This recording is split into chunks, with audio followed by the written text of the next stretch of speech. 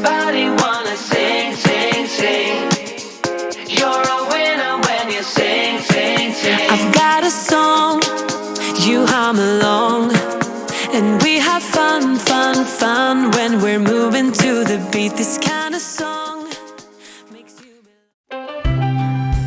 Secara terminologi atau istilah dan penggunaan kata-kata khusus yang digunakan dalam suatu disiplin ilmu, bidang, atau bahasa tertentu, bahwa agroekologi merupakan istilah gabungan dari agro yang artinya pertanian dan ekologi yang artinya lingkungan, di mana hal ini menggambarkan pendekatan pertanian berkelanjutan dengan fokus pada interaksi dan keselarasan dengan ekosistem.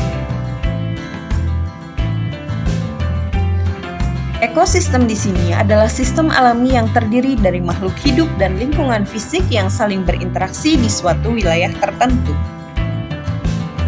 Jenis ekosistem pun beragam, seperti hutan hujan tropis atau hutan yang kaya akan keanekaragaman hayati dan iklimnya lembab, hutan tropis kering, hutan yang memiliki curah hujan yang lebih rendah, beradaptasi dengan musim kering dan basah.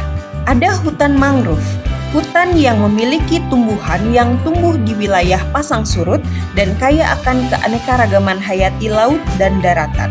Kemudian ada rawa. Rawa adalah tanah yang tergenang air secara periodik, ada potensi flora dan fauna untuk keseimbangan alam, serta lahan pertanian dan perkebunan secara luas. Sebenarnya, masih banyak ekosistem lainnya seperti sabana, laut, pesisir, hingga jenis-jenis hutan lainnya. Agroekologi secara lengkap mencakup disiplin ilmu yang mempelajari interaksi sistem pertanian dengan lingkungan alamnya, di mana segala unsur hidup dan non-hidup di sekitar kita memberikan sumber daya, habitat, dan layanan ekosistem penting bagi kehidupan dan keberlanjutan manusia. Perlindungan dan pelestariannya, jika kritis, maka dampak-dampak ekologis baik berupa kerusakan lingkungan, bencana, dan kepunahan secara historis sudah pernah terjadi. Agroekologi menjadi pendekatan holistik yang bertujuan menciptakan pertanian berkelanjutan, ramah lingkungan, dan produktif.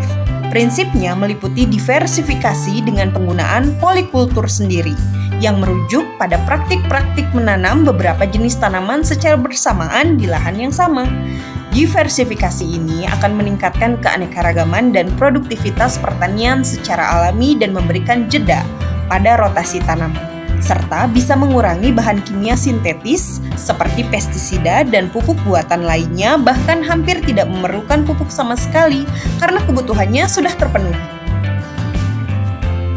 Agroekologi juga fokus pada pengelolaan sumber daya alam seperti air dan tanah untuk mencapai keseimbangan ekosistem. Adanya keterlibatan petani dan masyarakat lokal diutamakan dalam pengambilan keputusan dan penerapan pengetahuan lokal.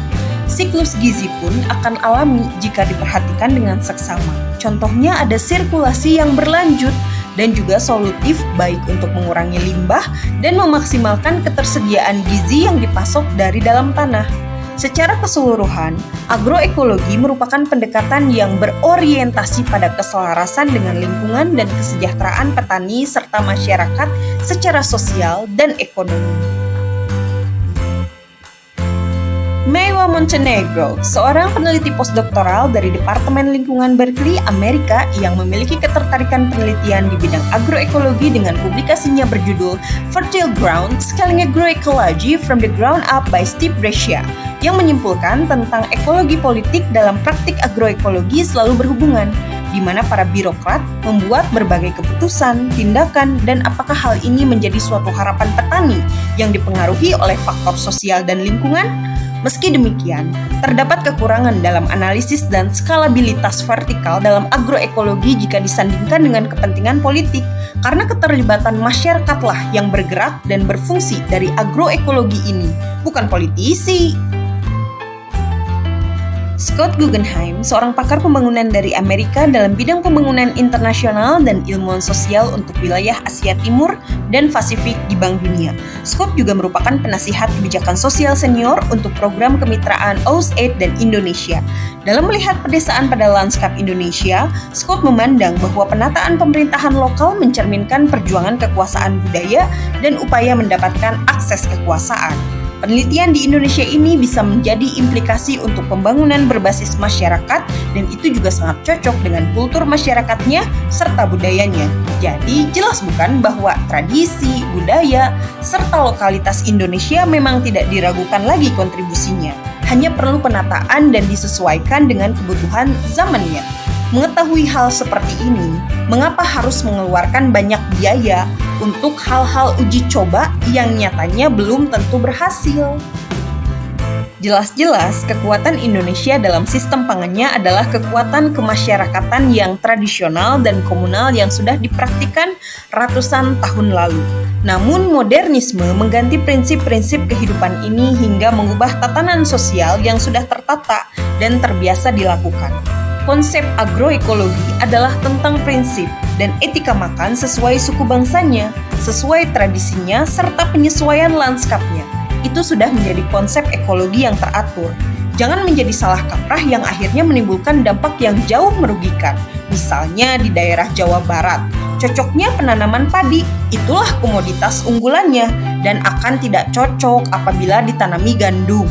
Begitu juga Indonesia Timur dengan sagu atau Metroxylon sagu, di mana jika diubah menjadi padi, kecocokan ekosistemnya tidak akan seimbang dan menimbulkan banyak biaya untuk manajerialnya.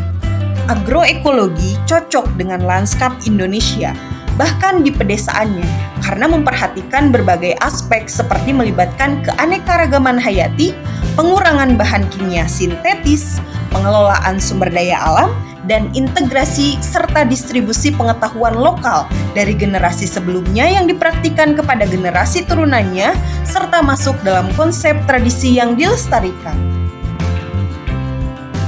Terakhir, harus adanya komitmen jangka panjang diperlukan, karena perubahan agroekologi memerlukan waktu dan usaha yang berkelanjutan yang harus gotong royong, tidak bisa oleh petani saja sebagai pelestari alam, dan pemerintah saja, apalagi tugasnya kan administratif. Namun, sifatnya partisipatif juga, di mana hal ini harus menjadi renungan bersama apakah kita semua masih perlu makan. Jika iya, maka setiap individu bertanggung jawab menyediakan makanannya untuk memenuhi gizinya. Terlepas seberapa mampunya pada sektor finansial, menyediakan makanan adalah untuk keberlanjutan hidup ini, bukan?